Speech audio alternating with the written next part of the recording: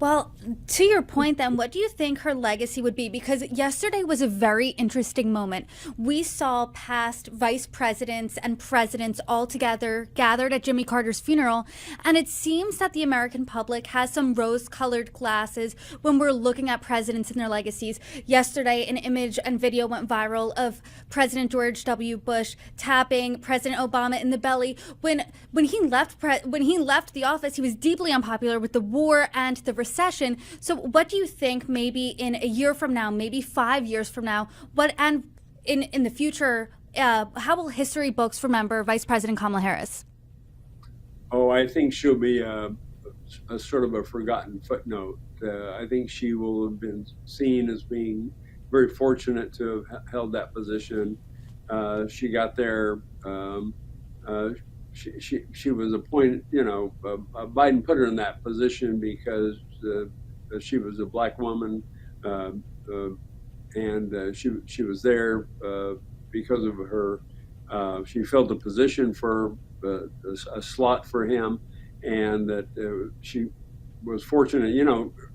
When she ran for president, she didn't do very well, Brittany. So she was lucky to get where she is, and I don't think she'll be a sort of a forgotten.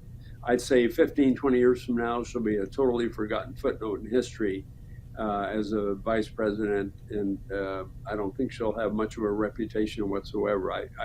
I know that seems harsh and cruel to say that, but she didn't make much of an impression as vice president. She didn't have much of a portfolio. The portfolio she had about overseeing the border, she didn't do much about. She didn't make much of an impression doing international travel, and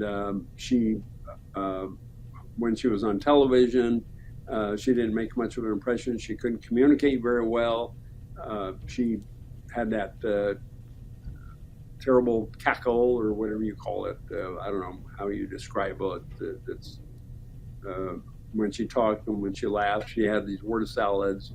So she wasn't really up to the job. She just didn't have the qualifications, really, I don't think. So I think she's going to be viewed probably in the lower percentile, maybe 10, 15 percentile of vice presidents who ever served that office. Critics would push back on that, saying she had an extensive law career. She served in the Senate. What would you say to that?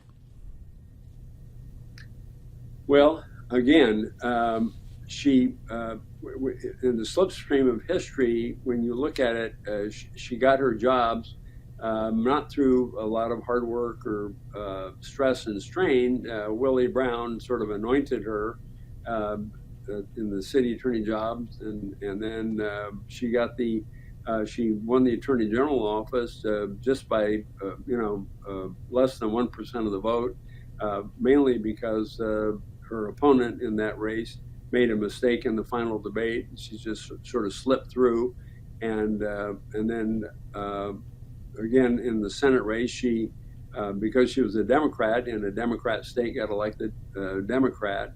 And then she had some impressive performances in the Senate where she berated some witnesses. But then when she had to do things on her own, where she had to perform on her own and make her way in the national political scene, running for president in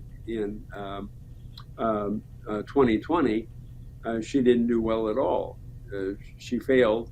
Couldn't even make it to the first primary. So you see, she didn't. Her political performances were not that great, Brittany. So I don't think her record was all that sterling. You have to measure her by the opportunity she had to perform when she didn't have a lot of sponsorship. But when every time she had any career movement, it was generally because she had a sponsor. Early on, it was Willie Brown, and then later on, it was Joe Biden. But after that, I can't give her much credit for doing things on her own.